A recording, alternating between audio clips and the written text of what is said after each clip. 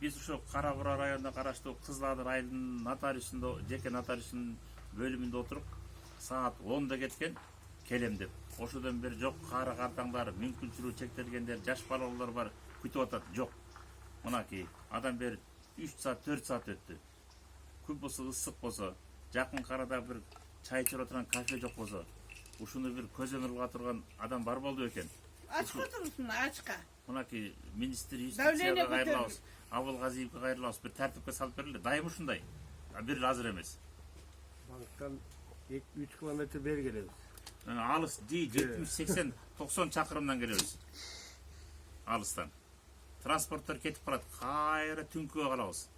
Мына картаң энелер отуру улгайып калган. ЗАГСка келиш үчүн 2 жума жүрүп калат. Бир тартипке чакырып бериңиздер. Дагы ушундай жумалап жүрүп кетип атабыз. Кыйналып бүттүк.